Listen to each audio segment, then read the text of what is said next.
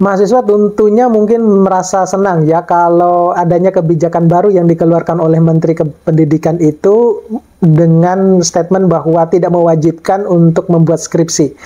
Tetapi bagaimana dengan kerjaan-kerjaan yang lain? Mau tahu seperti apa? Tetap stay tune di channel saya, kita bahas ini lebih dalam. Assalamualaikum warahmatullahi wabarakatuh. Kembali lagi dengan channel saya. Kali ini saya mau sedikit sharing terkait dengan kebijakan yang baru dikeluarkan oleh Menteri Pendidikan, di mana khusus untuk mahasiswa S1 itu tidak lagi diwajibkan untuk membuat skripsi, ya, tapi pilihan. Jadi boleh memilih apakah mau yang project ataupun yang prototype. Nah, semacam itu. Jadi tidak diwajibkan untuk membuat skripsi. Tetapi apakah mahasiswa tahu kalau mengerjakan project ataupun prototype itu juga tantangannya mungkin lebih sulit dibandingkan dengan skripsi. Kenapa demikian? Karena kita ya membuat project itu, saya tidak tahu tolak ukur keberhasilannya atau asesmennya itu seperti apa, tapi banyak project-project yang sudah dilakukan seperti dosen misalnya ya, ataupun juga membuat prototipe, itu gagal, banyak gagalnya. Ya sama halnya ketika kita mengerjakan skripsi itu kalau menurut saya ketika kita melakukan penelitian, mau berhasil atau tidak, itu yang penting kita buat laporannya, gitu. Sedangkan kalau project dan prototipe, itu sudah dituntut harus berhasil, gitu. Jadi kembali lagi kepada mahasiswa, mau milihnya.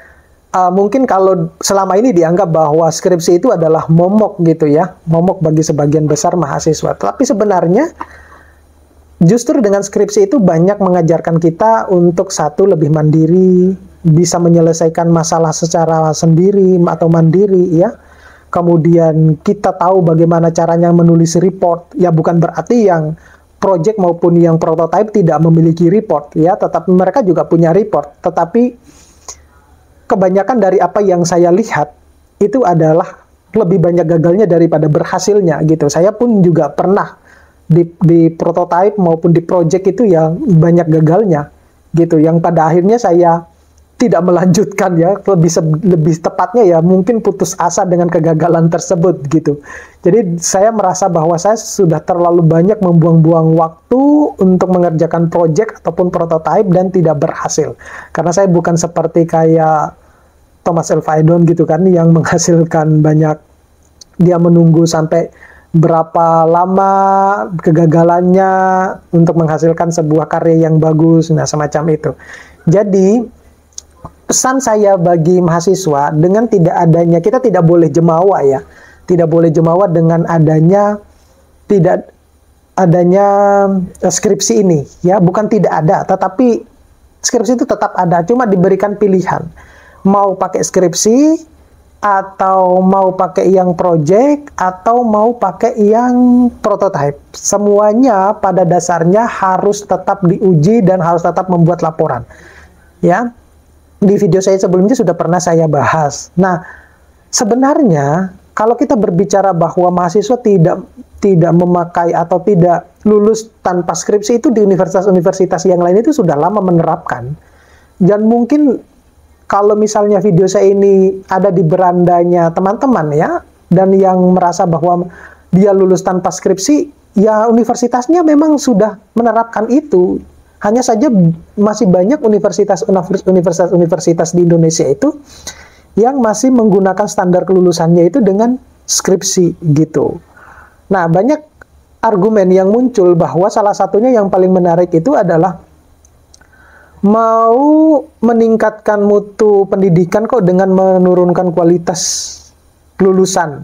Nah, semacam itu. Ada yang semacam itu. Jadi, yang perlu dipahami dulu itu adalah sebenarnya apa sih yang membuat mahasiswa itu kesulitan di dalam menulis skripsi gitu ya.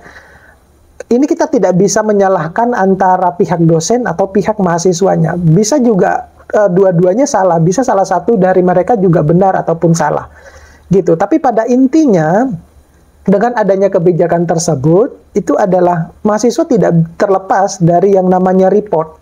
Ya, mungkin caranya yang berbeda. Kalau misalnya skripsi, ya Anda harus melakukan dulu penelitian dulu, kemudian merangkumnya dalam sebuah laporan gitu.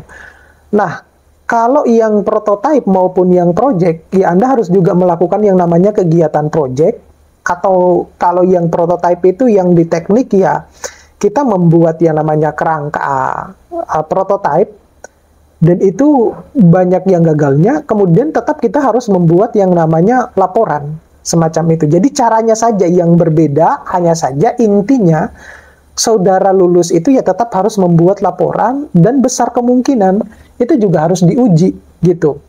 Kalau Anda memilihnya bukan yang skripsi. Kenapa demikian? Saya melihat dari beberapa universitas yang sudah membicarakan ini ya, yang artinya yang belum menerapkan kurikulum based project maupun yang based prototype ini, mereka sudah merancang itu, dan yang saya kuping itu adalah mereka tetap akan melakukan yang namanya report dan adanya assessment ya, ujian, dengan meskipun mahasiswanya tidak skripsi. Tetapi kalau saya pribadi, saya lebih sukanya yang skripsi gitu ya. Nanti tinggal kebijakannya universitas itu, syukur-syukur kalau mereka itu lulus tanpa harus skripsi. Nah, bagaimana? Ya tetap melakukan penelitian, tapi bisa publikasi. Nah, itu yang sudah banyak dilakukan oleh universitas-universitas yang lain. Nah, semacam itu. Oke, mudah-mudahan ini bisa bermanfaat, bisa memberikan informasi ke teman-teman ya. Jangan lupa terus dukung channel saya dengan cara mengklik tombol subscribe, like, share, dan komen. Dan kalau mau mendapatkan video-video terupdate dari saya, jangan lupa untuk menyalakan tombol loncengnya. Terima kasih. Assalamualaikum warahmatullahi wabarakatuh.